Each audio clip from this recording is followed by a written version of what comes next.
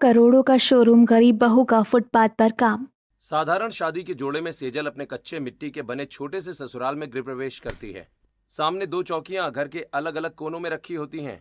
पास में ही मिट्टी का एक चूल्हा रखकर एक छोटी सी रसोई बनी होती है। बहू, तुम्हारा ससुराल बहुत बड़ा तो नहीं है।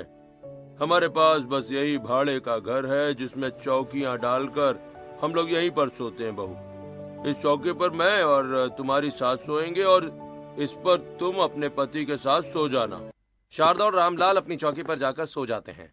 प्रीति जमीन पर बिस्तर बिछाकर सो जाती है और सेजल राघव के साथ सो जाती है। वहीं दूसरी तरफ मीनाक्षी अपनी अमीर बहू का गृह प्रवेश करवा रही होती है।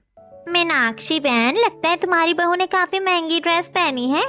इसमें लगना क्या है, ये महंगा लहंगा ही है, पूरे 75,000 का है। क्या 75,000 का लहंगा है? अरे बस करो तुम लोग, मेरी अमीर बहू को नजर मत लगाना। कनिका अपने डिजाइनर लहंगे में गृह प्रवेश करती है और कनिका अपने एसी लगे कमरे में चली जाती है और सो जाती है। अगली सुबह कनिका अपने इंडो वेस्टर्न लुक में हॉल में आती है। हाय, मेरी बहू कितनी प्यारी लग रही है। मेरी अमीर बहू बहुत सुंदर है। भाई, आज तो बहू के हाथ का कुछ मजेदार बढ़िया खाना खाने को मिलेगा। हाँ हाँ, क्यों नहीं। कनिका को तो अलग अलग डिशेस बनानी आती होंगी। कनिका बहू, तुम किचन में जाओ और आज सभी के लिए कुछ मजेदार बना कर ले आओ। कनिका किचन में आती है और एक तरफ सब्जी चढ़ाकर आटा गूंथकर पूरियां तलने लगती है।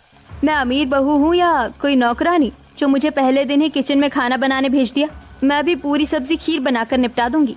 इतना कहकर कनिका पूरी सब्जी और खीर बनाती है और थोड़ी देर में डाइनिंग टेबल पर पहुंच जाती है। कनिका, तुमने पूरी सब्जी और खीर बनाई है? बहू, मैं तो सोच रहा था कि तुम कुछ अलग डिश बनाओगी। बड़ा